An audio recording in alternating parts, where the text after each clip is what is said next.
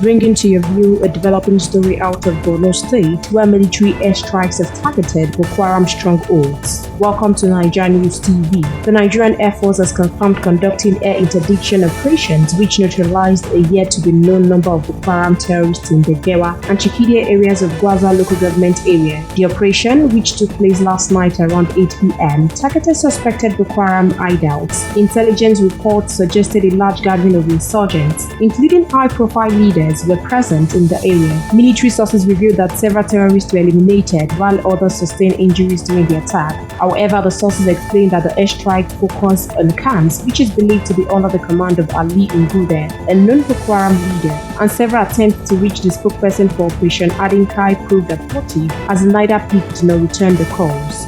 We will continue to monitor this news story for more development. Please stay tuned to NaijaNews TV.